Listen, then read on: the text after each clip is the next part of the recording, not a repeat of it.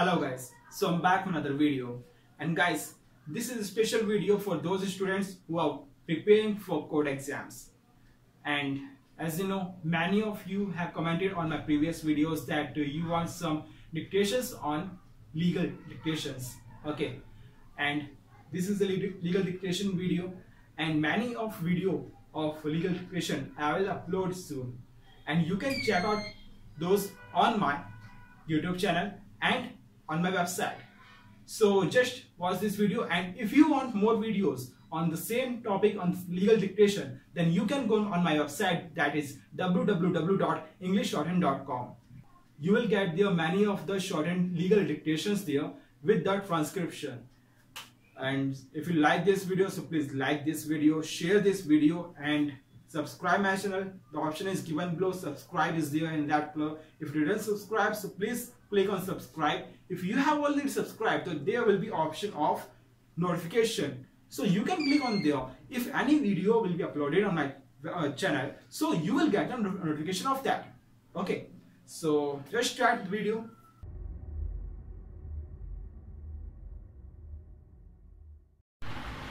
Five, four, three, two, one.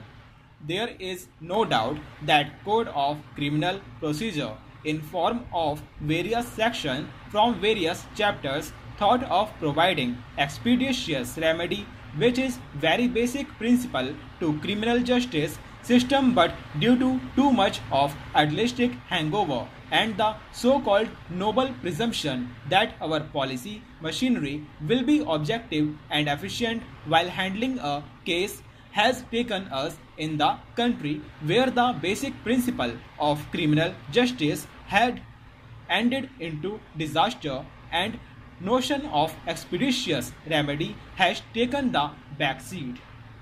Section 50 of the Code, which casts the obligation on the police that in case of arrest without warrant, the arrestee should be informed of the grounds of arrest as well as whether right to bail exists in that matter or not, so as to avail the remedy, but this procedure is hardly followed by police personnels. Moreover, the judgments like Vimal Kumar Sharma versus State of UP in fact support the approach of police officers and provide them a way out to right guaranteed under Article 22 of Indian Constitution, providing a space where the officials can apply their whims and fancies. Section 57 of the Code casts an obligation on the police to produce the person arrested before magistrate within 24 hours, but there exist serious doubts when cases like Manoj Kumar Agarwal versus State of UP are reported, in which High Court held that non-production within 24 hours will not make the arrest illegal. So, in a way, High Court even accepts the reality.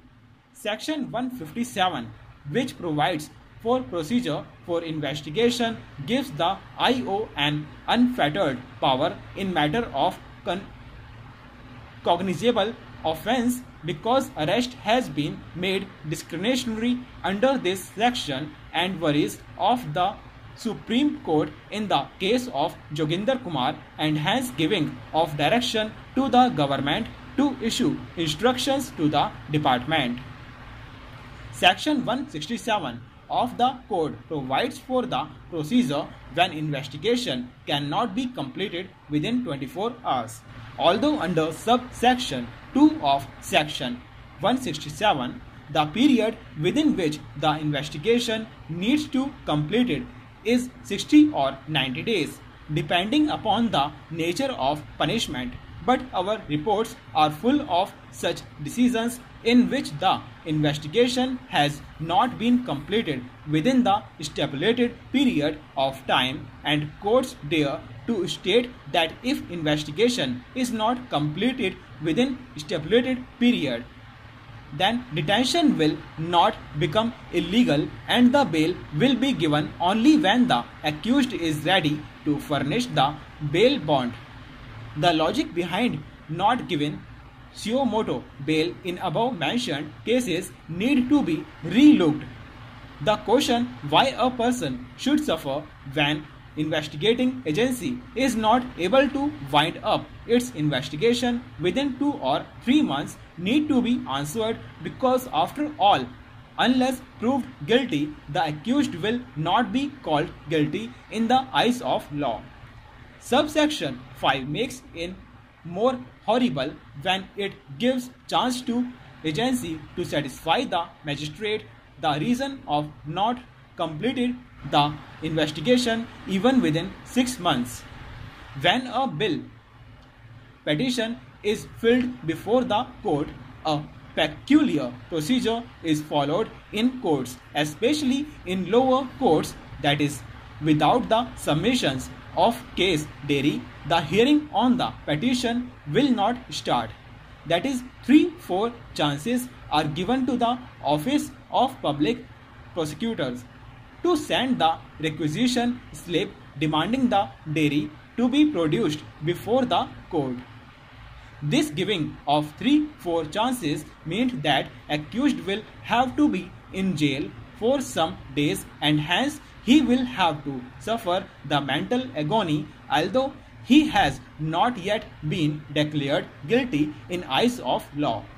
The chapter nowhere expressly provides for following the above mentioned procedure, but the only defense that can be given in support of that procedure will be the compliance with the phrase ensuring whether there exists reasonable ground of the accused being guilty or not. But the question which needs to be answered is that what is the extent of jeopardizing the liberty of one person to ensure whether there exists reasonable ground or not. The above mentioned lacuna firstly affect the quick disposal of bail, and later they are responsible for delay in sentencing. So the conclusion that can be drawn from the above discussion is the fact that despite so many provisions in CRPC regarding bail or matters relating with it, although drafted in good manner so as to ensure speedy justice, due to some of other reasons as discussed above, code is not able to provide speedy justice.